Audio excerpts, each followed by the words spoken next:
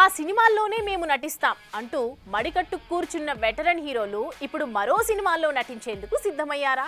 Cinema language barriers తెచ్చుకోవడంతో సినీ తారలు పరభాషా సినిమాల్లోకి అలవోకగా దూకేస్తున్నారా? సీనియర్ హీరోలు అసలేం థింక్ చేస్తున్నారు? సినిమా హీరో ఫారిన్ ఫిలిమ్స్లో ఈ పదానికి అర్థం ఎలా ఉన్నా ఇండియన్ స్క్రీన్పై హీరో అంటే డెమీ గాడ్ అనే చెప్పాలి.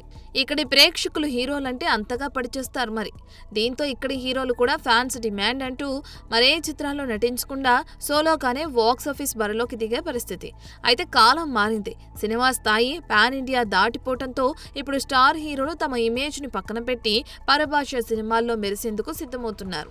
ఇదివరకే రజనీకాంత్ హీరోగా నెల్సన్ దర్శకత్వంలో వచ్చిన జైలర్లో మోహన్ లాల్, శివరాజ్ కుమార్ లాంటి స్టార్లు గెస్ట్ అపీరియన్స్తో అదరగొట్టగా తాజాగా జైలర్ 2లో నటసింహ బాలకృష్ణ పవర్ఫుల్ పాత్రలో నటించబోతున్నాడన్న ప్రచారం జోరుగా సాగుతుంది. ఇదిలా ఉండగా ఇప్పుడు బాలయ్యతో పాటు కాలీవుడ్ వెర్సటైల్ యాక్టర్ సూర్య ఓ క్రూషియల్ రోల్ పోషించబోతున్నాడంటూ కాలీవుడ్ కోడేకొస్తుంది.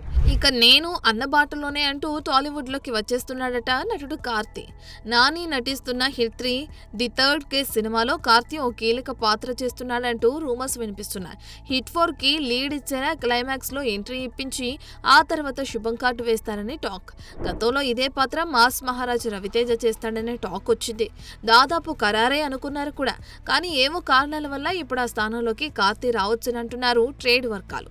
ఏదేమైనా కమర్షియల్ చట్టం నుండి బయటపడి మరిన్ని మంచి సినిమాల్లో కనిపిస్తారంటే ఆడియన్స్ కి అంతకంటే కావాల్సిందేముంటుంది?